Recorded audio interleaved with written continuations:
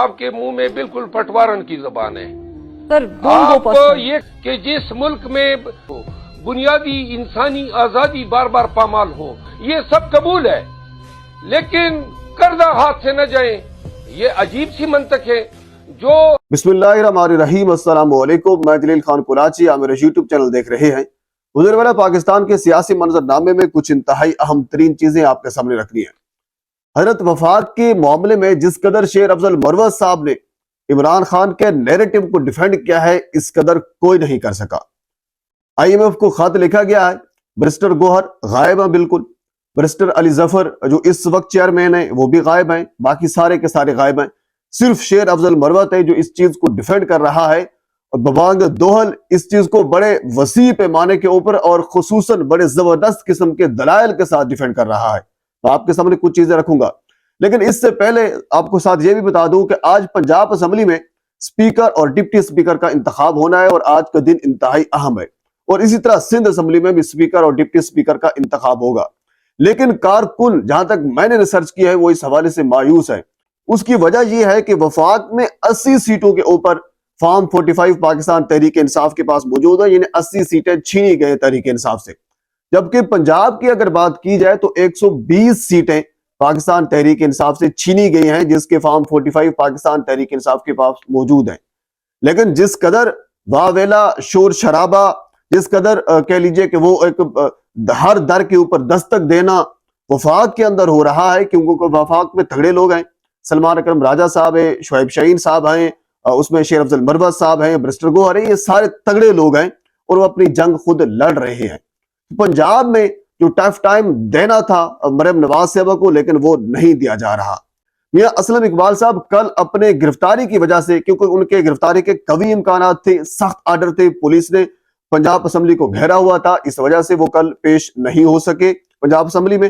آج وہ پنجاب اسمبلی میں جائیں گے اطلاع کے مطابق، حالانکہ کل یہ بھی خبر ہمیں ملی کہ ان کو گرفتار کر لیا گیا ہے، لیکن ایسا نہیں ہوا تھا۔ بہرحال یہ دو لوگ ہیں جو عمران خان کے ساتھ مخلص ہیں اور ٹف ٹائم مریم نواز صاحبہ کو دیں گے، لیکن کل بھی ایسا ہونا چاہیے تھا۔ 100 سے زائد اراکین پنجاب اسمبلی تحریک انصاف کے اسمبلی میں موجود تھے، لیکن اس کے باوجود کوئی نعرے بازی، کوئی عمران خان کی تصویر، کوئی ایک آدھی تصویر جس میں خیال میں نثار ڈوگر صاحب تھے انہوں نے لہرائی، اس کے علاوہ سبھی کے سب جو مسلم لیگ نون کے اراکین تھے انہوں نے نواز شریف صاحب کی تصویر لے کر وہ نعرے بھی لگا رہے تھے، گھڑی چور کے نعرے وغیرہ وغیرہ۔ یعنی اس حد تک جو کارکن ہیں وہ اس حوالے سے مایوس ہوئے ہیں کہ مینڈیٹ آپ کا چھینا گیا ہے، چوری آپ کا مینڈیٹ کیا گیا ہے، اور آپ جا کر خاموش ہو کر بیٹھ گئے ہیں، یہ بالکل زیادتی ہے۔ تو اس حوالے سے مریم نواز کو ٹف ٹائم دینے کے لیے آج صاحبزادہ حامد رضا صاحب نے ٹویٹ کیا ہے، جو سنی تحریک کے چیئرمین ہیں، جس کے ساتھ پاکستان تحریک انصاف جو ہے آزاد امیدوار ہیں جو شامل اس میں ہو چکے ہیں۔ انہوں نے آج اعلان کیا ہے کہ کیونکہ اس سے پہلے میں آپ کو مخصوص نشستوں کے حوالے سے بتا چکا ہوں کہ پاکستان تحریک انصاف کو کے پی کے، پنجاب اور وفاق میں کسی جگہ پر مخصوص نشستیں نہیں ملنے والی، تو آج آغاز ہوگا پنجاب میں۔ صاحبزادہ حامد رضا اور باقی جو لوگ ہیں پاکستان تحریک انصاف کے آج بھرپور احتجاج کریں گے۔ صاحبزادہ حامد رضا نے خود یہ کہا ہے کہ ہم اجلاس نہیں چلنے دیں گے اور ہم اپنی مخصوص نشستیں لیں گے۔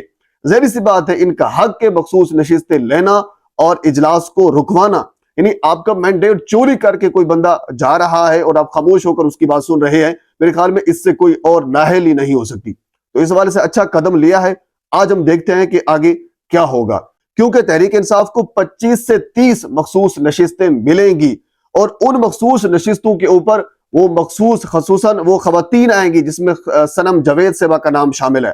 اگر صنم جاوید صاحبہ اسمبلی میں آتی ہے اور اسمبلی میں آ کر، کیونکہ ایسے لوگ جو آئیں گے وہ مریم نواز صاحبہ کو ٹف ٹائم دیں گے، اور ٹف ٹائم دینا بھی چاہیے۔ جب ایسے لوگ آئیں گے تو پھر ایسے لوگ ہی لانا ان کے لیے ضروری ہے۔ اگر آپ کہہ لیجئے کہ اس قسم کے خاموش لوگ جا کر بیٹھ جاتے ہیں تو پھر آپ کا کوئی فائدہ نہیں ہے، پھر یہ الیکشن بھی ایسے ہوگا، اس سے آگے والے الیکشن بھی ایسے ہوں گے، اور نظام پھر ایسا چلتا رہے گا۔ اور اس کے ساتھ اگر وفاق کی بات کی جائے تو اس وقت شہباز شریف صاحب جو ہیں ایم کیو ایم کے کافی اس میں تحفظات ہیں، کیونکہ ایم کیو ایم جس طرح پہلے ان کی توقع تھی وہ یہ سمجھ رہے تھے اس بار بھی ہمیں ویسا ہی نوازا جائے گا، لیکن اس بار ان کو نوازا نہیں گیا، تو اس وجہ سے ان کے تحفظات ہیں۔ بہرحال وہ اپنی جگہ پہ جو وفاقی حکومت ہے وہ ڈگمگا رہی ہے، لیکن مجبوری ہے شہباز شریف صاحب کی کہ انہیں پنجاب لینا ہے تو پھر وفاق بھی لینا ہے، نہیں تو پھر پنجاب بھی چھوڑنا پڑے گا, تب بھی وفاق ان کو چھوڑنا پڑے گا. بہرحال وہ لیں گے جیسا تیسا لیں گے, لیکن وفاق کی سطح پر جو سب سے زیادہ ایکٹیو ہے وہ شیر افضل مروت صاحب ہے, کیونکہ آئی ایم ایف کو خان صاحب نے خط لکھا. کل جب اڈیالہ جیل کے اندر 190 ملین پاؤنڈ کی سماعت ہوئی, میں نے اس حوالے سے کل مکمل آپ کو بتایا تھا, تو اس کے اندر بھی خان صاحب نے اس چیز کی تصدیق کی ہے. انہوں نے کہا کہ جی بالکل خط ہم نے لکھ دیا ہے, اور آج امید ہے کہ خط چلا بھی گیا ہوگا, اور یقیناً چلا گیا ہوگا. شیر افضل مروت صاحب واحد ایک لیڈر ہیں, ایم ایل اے ہیں, جو واضح طور پر ببانگ دوحل اس چیز کو ڈیفینڈ کر رہے ہیں. رات وہ شاہ زیب خانزادہ کے پروگرام میں تھے, جب ان سے شاہ زیب خانزادہ نے یہ کہا کہ ملک ڈیفالٹ ہو جائے گا, یہ ہو جائے گا, وہ ہو جائے گا, تو اس کے جواب میں شیر افضل مروت صاحب نے بڑا کمال کا جملہ بولا. تو انہوں نے کہا تو ٹھیک ہے نا, پھر وہ لوگ سوچیں جو مینڈیٹ چوری کر کے بیٹھے ہیں, وہ سوچیں عوام کا نا. ظاہر سی بات ہے, یعنی ایک سائڈ پر ایسا ہو رہا ہے کہ انسانی حقوق پامال ہو رہے ہیں, انسانی حقوق زیادہ اہم ہیں یا قرضہ لینا زیادہ اہم ہے. بڑا کمال کا پوائنٹ ہے, بالکل انسانی حقوق زیادہ اہم ہیں. اور دوسرا, اگر ان لوگوں کو زیادہ فکر ہے کہ ملک ڈیفالٹ ہو جائے گا تو انڈرسٹوڈ ہے, پھر آپ مینڈیٹ چوری کر کے آئے ہیں تو مینڈیٹ چوری نہ کریں. ایک دوسرا یہ ہے کہ جو خط لکھا گیا ہے آئی ایم ایف کو, اس میں آڈٹ کروانے کا کہا گیا ہے کہ الیکشن میں تحقیقات کروائی جائیں. اچھی بات ہے, اگر آپ نے مینڈیٹ چوری نہیں کیا تو آپ کو تو کرنا چاہیے, آپ کو تو ہم ہی بھرنی چاہیے. جی بالکل, اس کا بھی آڈٹ ہونا چاہیے, کیونکہ پہلے بھی تو آئی ایم ایف پاکستان میں بہت ساری چیزوں کو نظر اس کی رکھی ہوتے ہیں.